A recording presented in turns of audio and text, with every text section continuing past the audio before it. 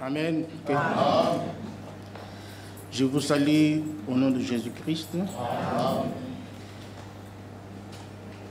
Ce soir encore, nous venons pour écouter la parole de Dieu.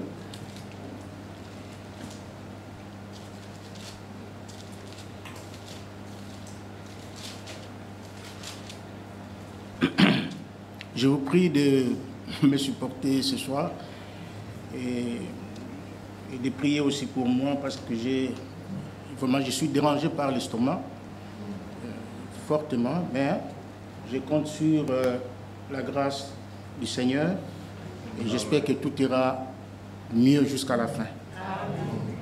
Et je vous prie de vous lever, nous allons lire dans Actes chapitre 6.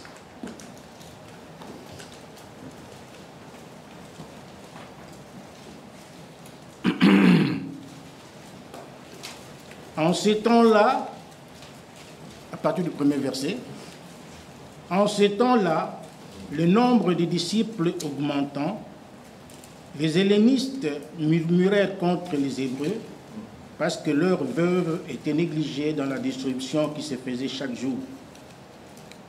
Les 12 convoquèrent la multitude des disciples et dirent: il n'est pas convenable que nous laissions la parole de Dieu pour servir aux tables. C'est pourquoi, frères, choisissez parmi vous cet homme de qui l'on rende un bon témoignage, qui soit plein d'Esprit Saint et de sagesse, et que nous chargerons de cet emploi. Et nous continuerons à nous appliquer à la prière et au ministère de la parole. Cette proposition plut à toute l'assemblée. Ils élurent Étienne, homme plein de foi et d'Esprit Saint, Philippe, Procor, Nicanor, Timon, Parménas et Nicolas, prosélytes d'Antioche. Et ils les présentèrent aux apôtres qui, après avoir prié, leur imposèrent les mains. Amen. Amen. Nous allons prier. Notre Dieu, notre Père, ce soir, nous venons auprès de toi te dire encore merci du fond de nos cœurs, avoir conduit nos pas de venir dans ta maison, qui est la maison de correction, maison, Seigneur, où tu nous parles. Nous remettons ton serviteur entre tes mains.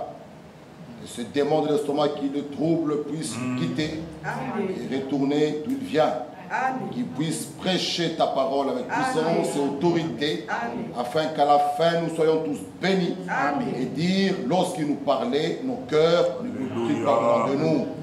Bénis-nous et soutiens-nous et parle-nous et agis encore parmi nous au nom de Jésus-Christ. Amen. Amen. Vous pouvez vous asseoir. Que le Seigneur bénisse la parole que nous avons lue. Nous poursuivons notre sujet que nous avons commencé mardi sur la souveraineté de l'Église locale. Nous parlons donc de l'Assemblée locale. Nous avons, pour rappel, le mardi, nous avons montré qu'il y a l'Église universelle,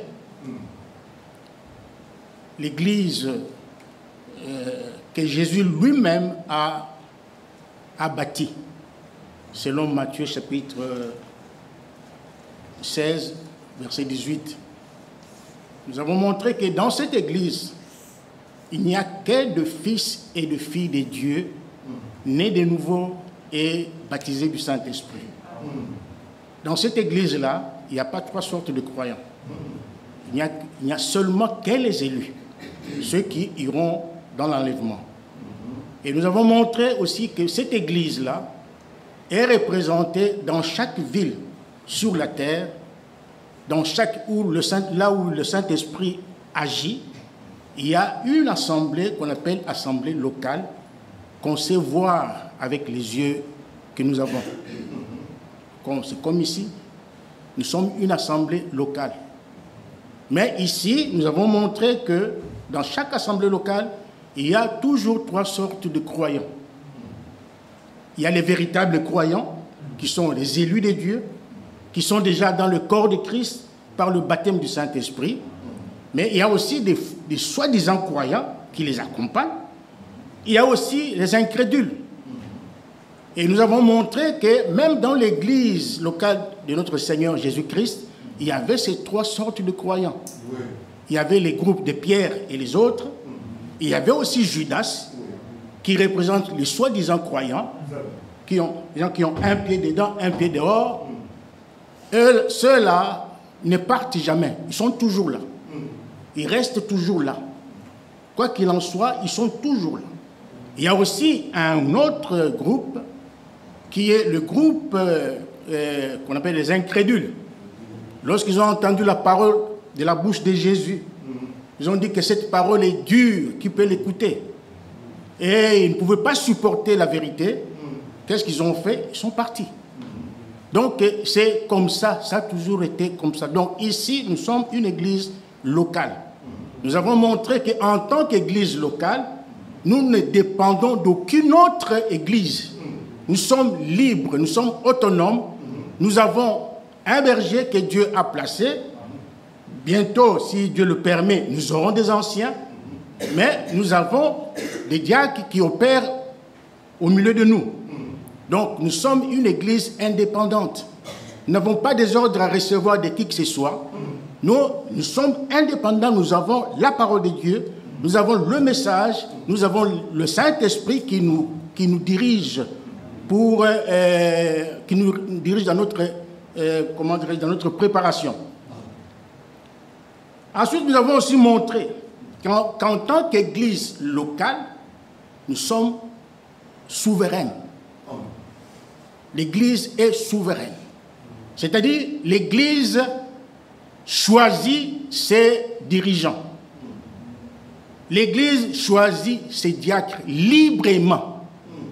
L'église choisit les administrateurs.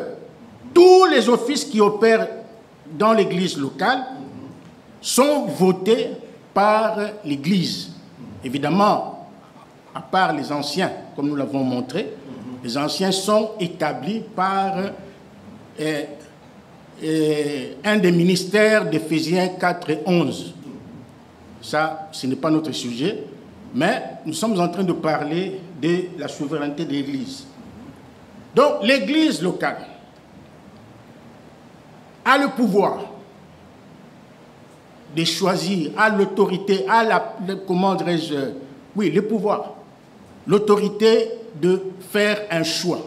Il a la liberté de faire un choix, de choisir ses... qu'est-ce que j'ai dit tout à l'heure? De choisir ses dirigeants, voilà. L'Église locale, en tant que souveraine, a le droit de conserver un diacre ou un administrateur, a aussi le droit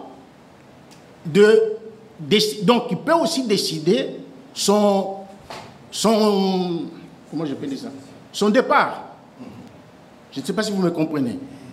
C'est-à-dire quand un diacre a été voté ou un administrateur a été voté dans l'église locale, mais lorsqu'il a commis une bêtise, ce n'est pas le pasteur qui va le mettre dehors, non.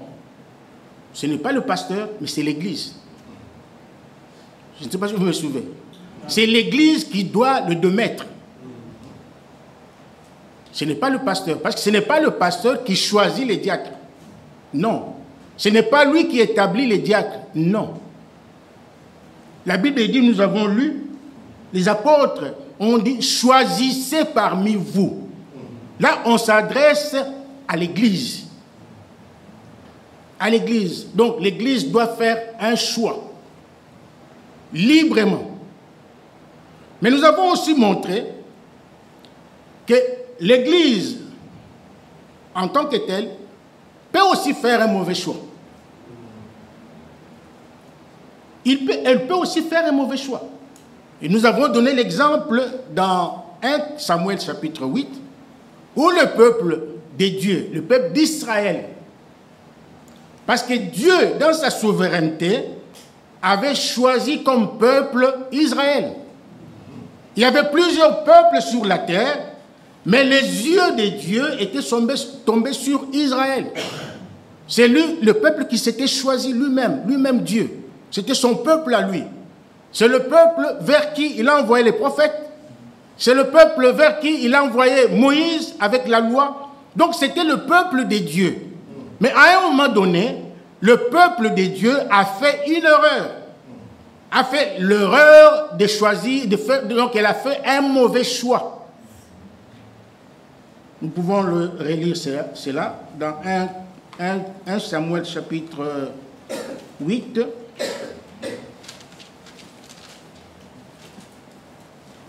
Ce qui s'est passé dans l'Ancien Testament, c'est ce qui se passe aussi aujourd'hui dans l'Église du Dieu vivant. Alors, nous avons montré, nous pouvons, pour gagner du temps,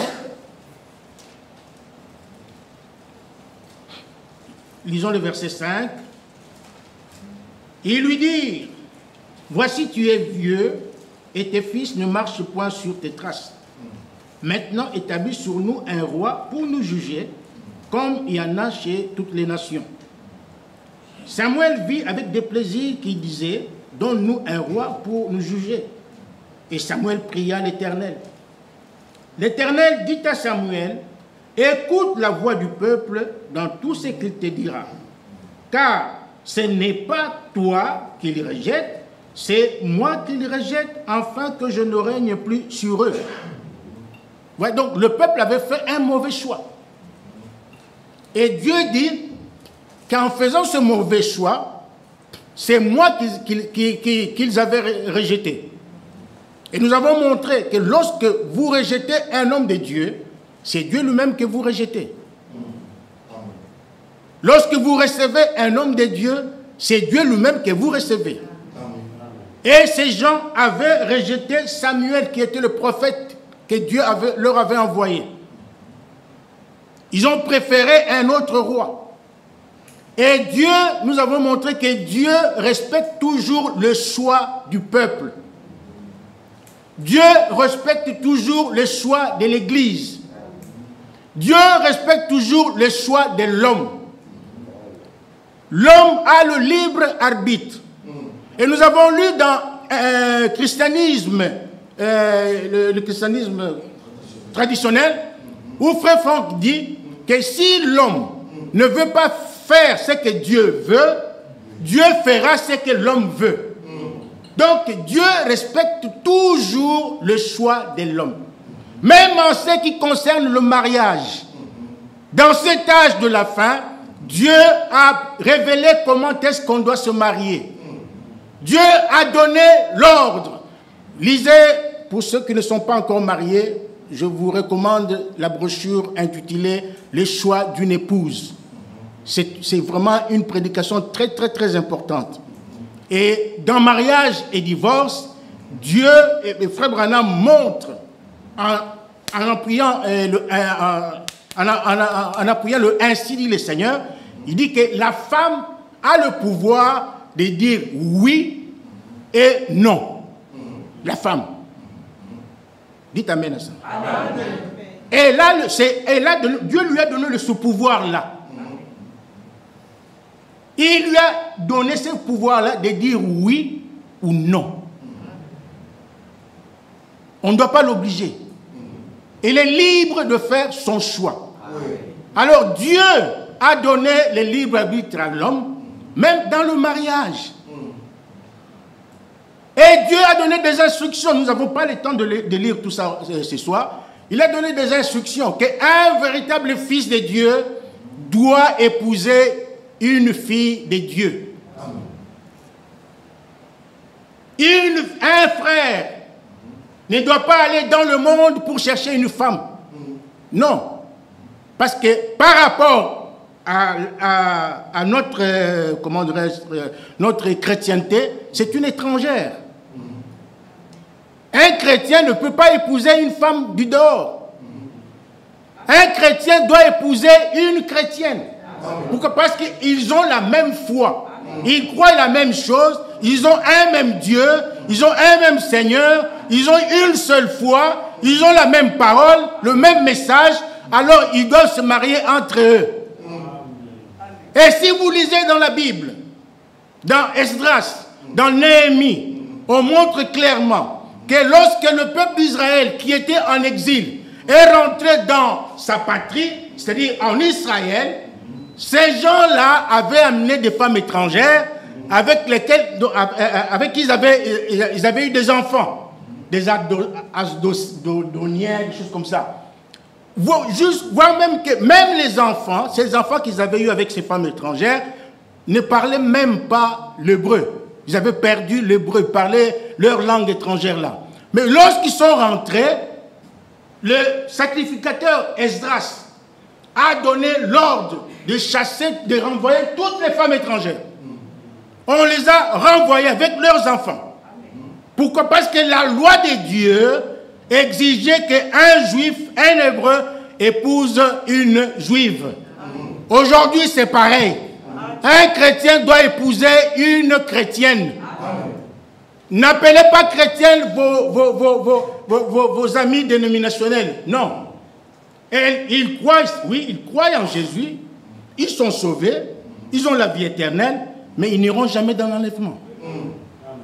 Ils n'iront jamais dans l'enlèvement parce qu'ils ne croient pas au message. Ils ne croient pas à ce que Dieu fait maintenant. Ils ne connaissent pas cela. Quand vous leur parlez du message, ils vous disent « Ah non, ça ce sont vos histoires ». Alors, ne les appelez pas chrétiens parce que lorsque vous allez vers eux ou vers elles, vous allez ramener en Israël les dieux étrangers. Et ça, Dieu ne tolère pas. Il ne tolère pas. Donc, Dieu a donné à l'homme le libre arbitre. Avant de faire un choix, vous devez beaucoup prier. Ça, c'est pour ceux, surtout pour ceux qui ne sont pas encore mariés aujourd'hui. Vous devez beaucoup prier. Lisez le choix d'une épouse. Vous verrez comment le frère Branham martèle sur la vie de prière. C'est vraiment important. Alors, le peuple de Dieu a fait un mauvais choix. Ils ont rejeté Samuel, que Dieu leur avait envoyé. Ils l'ont rejeté. Et Dieu a dit à Samuel, ne t'en fais pas. Ce n'est pas toi qu'ils ont rejeté, mais c'est moi. Ils ont toujours fait comme ça. C'est comme ça qu'ils sont. C'est toi, ce n'est pas toi qu'ils ont rejeté, mais c'est moi l'Éternel qu'ils ont rejeté. Et puis Dieu dit à Samuel, donne-leur ce qu'ils veulent. Donne-leur le roi qu'ils veulent. Et si vous lisez dans la Bible, dans 1 Samuel chapitre 10, au verset 1, Samuel est allé avec une fiole d'huile pour aller oindre Saül. Il a oint comme roi et ça venait de Dieu. C'était la volonté, ça venait de Dieu. C'était la volonté permissive de Dieu. Il a oint Saül et Dieu leur a donné des conditions. Puisque vous avez choisi Saül comme roi, vous m'avez rejeté, eh bien, voici ce que vous allez faire, vous, Israël. 1 Samuel chapitre 8, commençons au verset 10.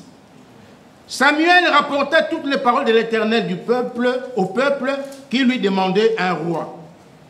Verset 11, il dit, voici quel sera le droit du roi qui régnera sur vous.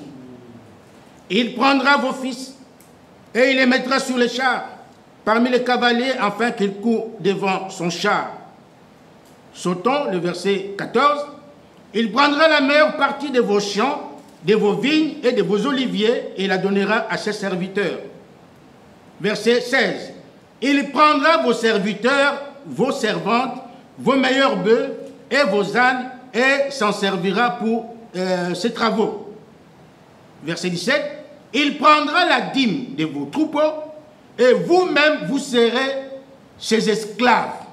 Arrêtons-nous un peu là. Vous voyez ici que Dieu a donné des conditions. puisque vous avez fait votre choix, puisque vous m'avez rejeté, ok, j'ai acte. J'accepte ce que vous avez fait, j'accepte votre foi, je respecte votre foi, mais il faut respecter les conditions. Il a donné toutes ces conditions ici. Et puis le verset 18, il dit, alors, quand les choses vont commencer, quand le taux commence à se resserrer, la situation devient de plus en plus difficile, compliquée, alors il dit au verset 18, alors vous crierez contre votre roi, que vous vous serez choisi, mais l'Éternel ne vous exaucera point. Là, vous devez vous en prendre à vous-même. Parce que c'était votre choix. Et nous avons montré que l'Église, aujourd'hui, a la liberté de choisir ses diacres. Il n'y a pas de contrainte. Personne ne vous contraint. Même Dieu ne viendra pas vous influencer dans votre choix. Non. Aucun prédicateur ne viendra vous influencer dans votre choix. L'Église est libre. L'Église a la liberté de choisir ses dirigeants, ses diacres. Parce que nous en parlons, parce que bientôt il y aura le vote de diacre. Alors, le conseil, c'est lequel? Lorsque vous faites votre choix, vous devez être conséquent avec vous-même. Vous devez savoir qui vous êtes en train de voter. On n'a pas besoin, dans l'Église du Dieu vivant, il n'y a pas de complaisance. Il n'y a pas de complaisance. Pourquoi j'ai dit cela? Parce que Dieu, dans sa parole, a donné les conditions pour voter un diacre. Alors, nous verrons cela dans le prochain jour. Il faut que vous connaissiez ces conditions-là. Parce que la Bible donne le profil d'un diacre. La Bible donne le profil, il brosse le profil d'un diacre. Et l'homme de Dieu, plutôt, le peuple de Dieu est censé connaître cela, connaître qui est diacre. Je ne sais pas si vous me suivez. C'est vraiment important. Si Frère Dieudonné pose la candidature comme diacre et qu'il ne remplit pas les conditions, ne les votez pas parce que vous l'aimez. Non. Ne les votez pas parce qu'il est votre ami. Ne les votez pas parce que il vous invite toujours chez lui pour manger. Ne les votez pas parce qu'il vous donne l'argent. Non. Non, non, non, non, non, non, non. Ce n'est pas ça. Ça, ce n'est pas biblique. On ne vote pas par sentiment. Mais on fait le vote conformément à la parole de Dieu. Même si tu es mon ami, je t'aime beaucoup, mais si tu ne remplis pas les conditions bibliques, je ne te voterai pas. Il faut comprendre cela. Je ne te voterai pas. Mais après les cultes, tu es mon ami. Je t'entoure de mon amour. Tu viens chez moi, on mange, je viens chez toi, nous mangeons, nous rigolons, parce que nous sommes frères. Amen. Amen. Parce que nous sommes frères. Mais ici, il s'agit de la parole de Dieu. Amen. Nous devons faire les choses conformément à la parole de Dieu. Amen. Nous avons lu dans... nous avons lu, c'est quoi l'écriture d'introduction qu'on a lu? Il y a Psaume 119, je pense. Psaume 119. Au verset 9, la Bible dit, comment le jeune homme rendra-t-il pur son sentier? La réponse est, en se dirigeant d'après ta parole. Alléluia. Nous devons nous diriger selon la parole de Dieu. Nous devons faire toutes choses dans l'église du Dieu vivant selon la parole de Dieu. Pas selon nos pensées. Pas selon nos amitiés. Je ne sais pas si vous me comprenez.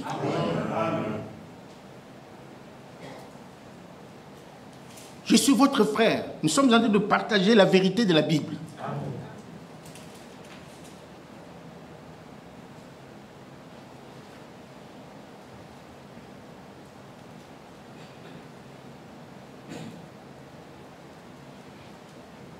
Parce que les hommes qui sont qualifiés,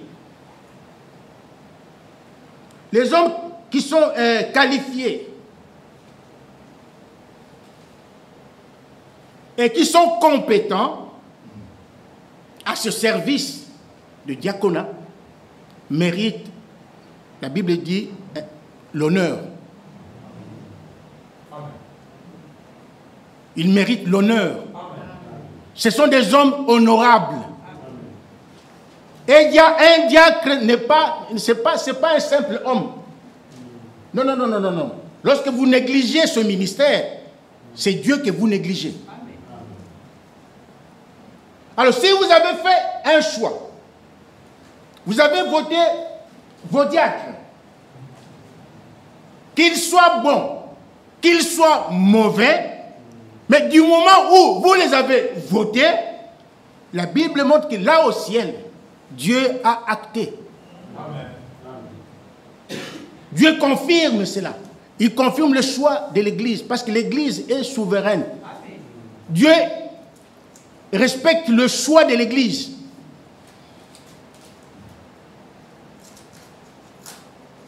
Il respecte le choix de l'Église.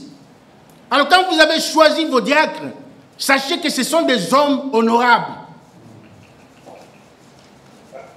Donc c'est maintenant, à partir de ce soir, que nous devons commencer déjà à réfléchir sur ce, commencer à prier.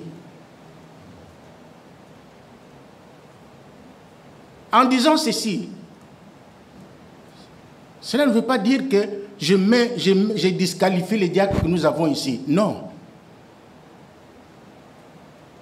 Non. Ils sont libres de continuer leur mandat. Si vous les trouvez dignes, vous allez les voter. Mais il peut y avoir aussi d'autres diacres, d'autres candidats parmi nous. Alors, un diacre, c'est un ministère. Parce que souvent, on pense qu'un ministère, c'est seulement Éphésiens 4:11, prédicateur. Non, non, non, non. Un diacre, c'est un ministère. Et un diacre mérite l'honneur. On ne parle pas de prédicateur quand on parle de l'honneur. Hein. On ne parle pas de prédicateur. On parle des diacres.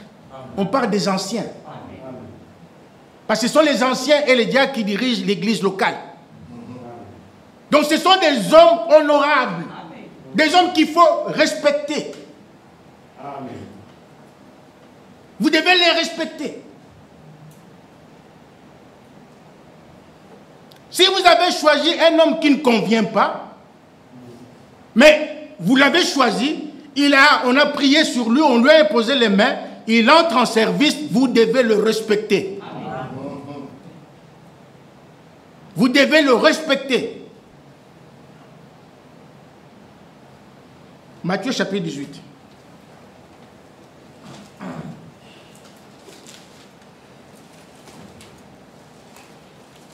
Matthieu chapitre 18.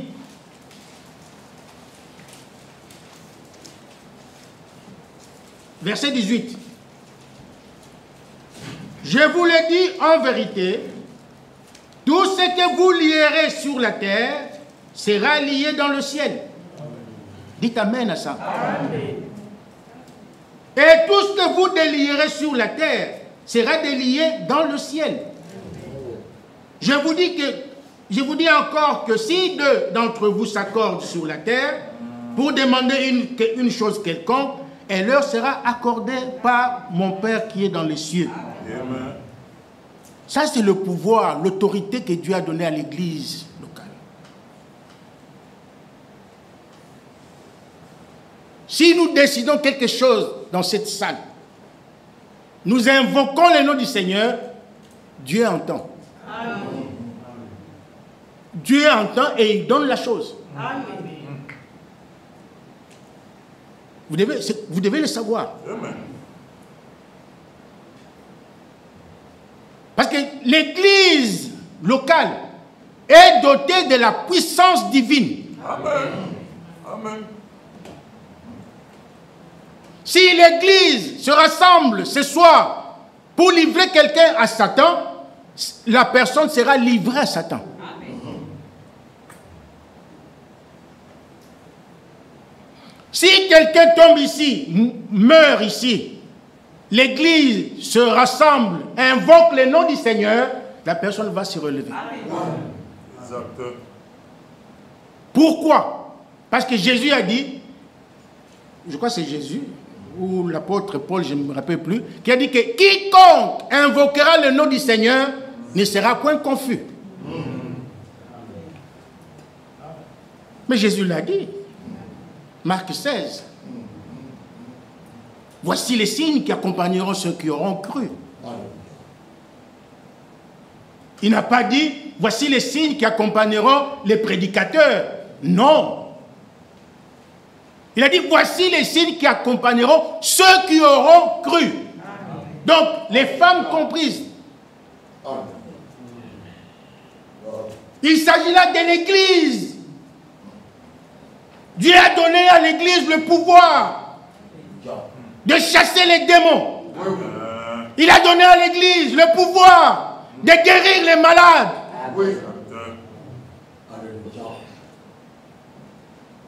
Parfois, vous sous-estimez. Non. Nous avons le pouvoir. Amen. Dans la Bible, il est parlé d'une femme qu'on appelait Dorcas. Lydie. Cette femme-là, quand elle est morte, on a décidé de l'enterrer. Mais l'Église a dit non, on ne l'enterre pas. On a pensé à ses bonnes œuvres. Cette femme faisait ceci, elle faisait donc, c'était Tabitha, son autre nom, je pense.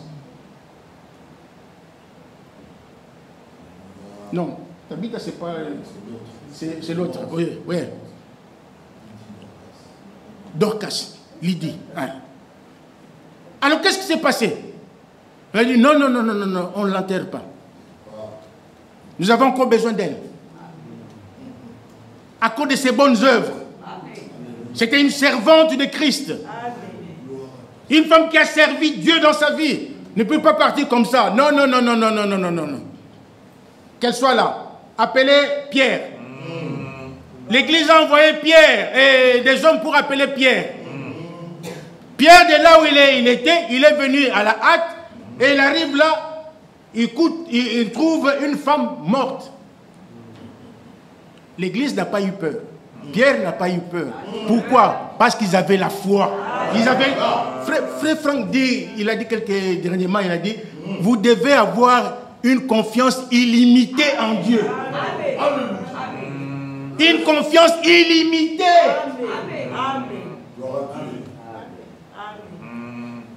Une confiance illimitée en Dieu. Il faut croire en Dieu. Même s'il reste une petite minute comme ça. Une petite minute. Bientôt, il va mourir. Non, non, non, non, il faut toujours avoir confiance en Dieu. Dieu est capable. Pierre est venu, il a prié et la fille est revenue à la vie. Parce que l'Église a la puissance. Tu as la puissance, mon frère. Tu as la puissance, ma soeur. Ne sois pas incrédule. C'est l'incrédulité qui arrête Dieu, qui empêche Dieu d'agir. C'est notre incrédulité.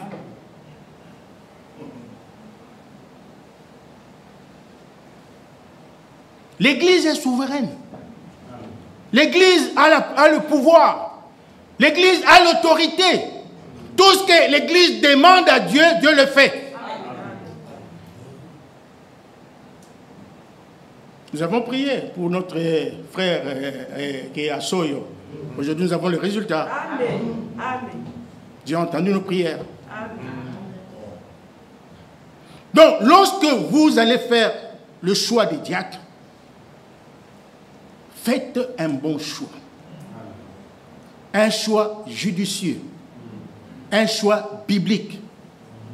Choisissez, la Bible dit, choisissez parmi vous. Choisissez parmi vous cet homme, hein? Parmi vous cet homme de qui l'on rende un bon témoignage. Parce qu'un diacre doit être irréprochable. Un diacre doit avoir un bon témoignage.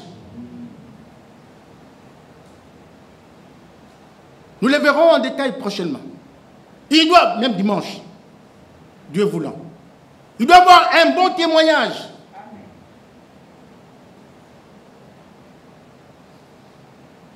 Il doit être un homme respectable. Un homme qui mérite le respect. Parce que c'est un homme de Dieu. C'est un homme de Dieu. L'homme de Dieu, ce n'est pas seulement le prédicateur, non. L'homme de Dieu, ce n'est pas seulement frère Franck, ou frère Branham, ou frère Michel. Non, non, non, non. Tout celui qui sert Dieu, que ce soit dans l'église locale, que ce soit dans l'église universelle, est un homme de Dieu. Est-ce que vous croyez à cela? Il faut le respecter. Alors, lorsque vous avez fait votre choix, ne venez pas vous plaindre. Ne venez pas vous plaindre auprès de frère Michel. Oh, mais ce diacre-là, et voilà, il a fait ceci. Non, non, non, non. Ne venez pas avec ça. Acceptez ce que le diacre vous dira. Amen. Sans discuter. Sans discuter. Attendez, attendez. Oh là là. Je ne sais pas si je l'ai ici. Dans l'ordre dans l'église, je n'avais pas prévu ça. Je l'ai ici, heureusement. Frère Branham dit ceci.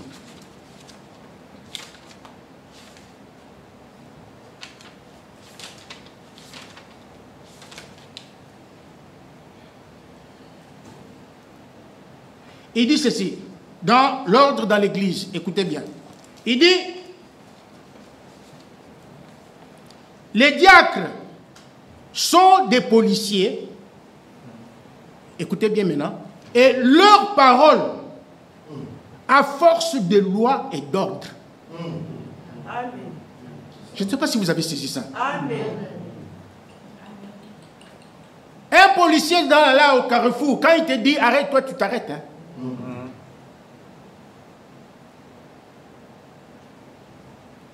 Tu dois t'arrêter. Parce que ce n'est pas l'homme qu'on respecte, mais c'est à cause de sa tenue de policier, alors il a l'autorité. Et lorsque quelqu'un a été investi comme diacre, il a l'autorité du Saint-Esprit. Il a l'autorité du Saint-Esprit. Sachez-le, mes frères et sœurs. Il a l'autorité du Saint-Esprit. Que vous le voulez ou pas, c'est comme ça. Alors, il dit, les diacres sont des policiers et leurs paroles à force de loi et d'ordre. Il continue, il dit, ils ont l'autorité de l'Église.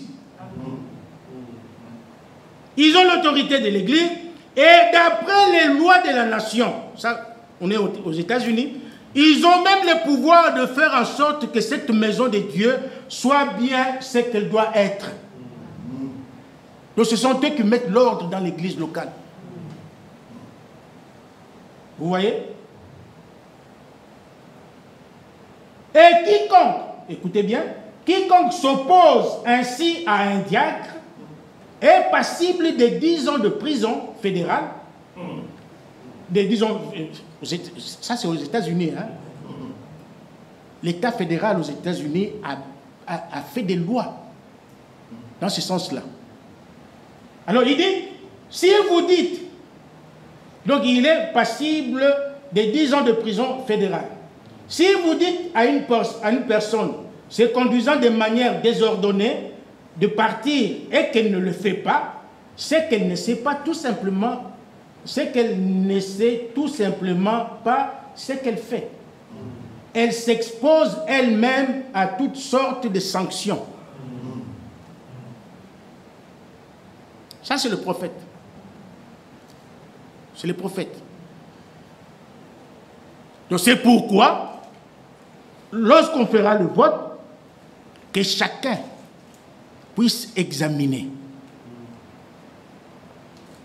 Éphésiens 5, je crois, verset 21, on dit, examiner toutes choses.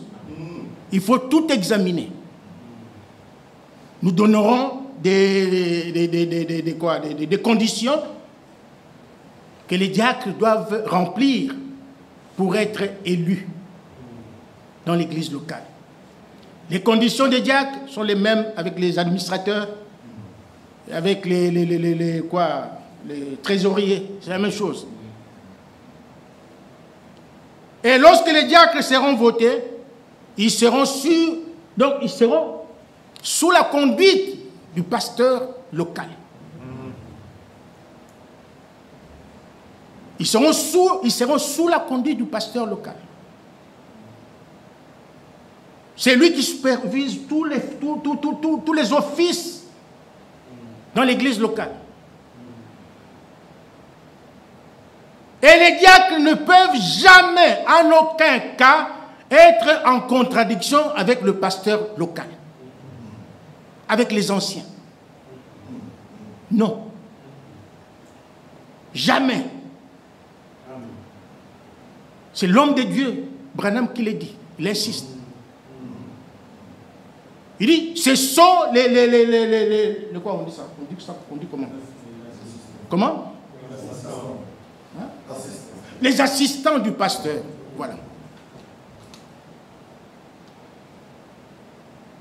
Lorsque le pasteur a besoin d'un service, donc il ne peut pas, il veut faire quelque chose qu'il ne peut pas, dont il n'a pas peut-être le temps, ce sont les diacres qui vont le faire à sa place, sur sa demande.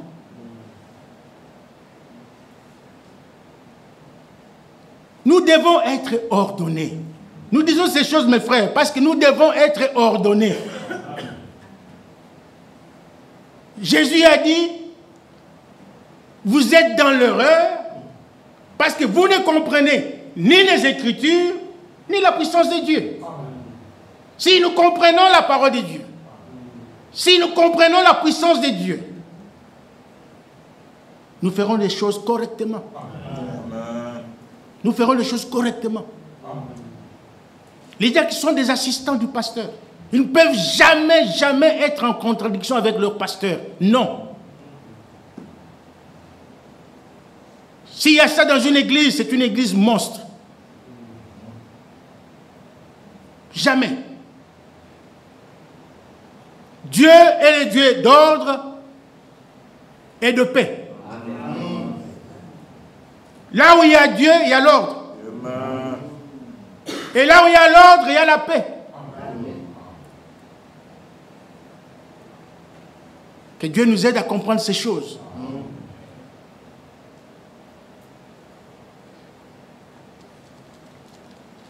Et un diacre, nous allons les développer les dimanches prochains, et après-demain. Un diacre doit être impartial. C'est-à-dire, il ne doit pas favoriser quelqu'un, favoriser une personne, comment dirais-je, aux dépens de l'autre. Non. C'est un homme correct. Quand il juge correctement. Son jugement doit être biblique. Il ne doit pas regarder l'intérêt de qui que ce soit, non. Il doit chercher l'intérêt de Dieu. Parce que nous, ici, en tant qu'enfants de Dieu, ici, nous venons chercher les intérêts de Christ. Parce que c'est Christ que nous servons. C'est Christ que nous aimons. Alléluia. Amen. Donc c'est comme ça. Nous allons continuer dimanche, Dieu voulant. Mais pour aujourd'hui, retenez cela et retenez ce que nous avons montré. Le diable, et plutôt Dieu a toujours respecté les choix de son peuple. Le peuple de Dieu est souverain. Si vous faites un mauvais choix, Dieu prend acte. Vous faites un bon choix, Dieu prend acte. Mais les conséquences, c'est vous-même. Amen. Amen. Que le Seigneur vous bénisse. Amen.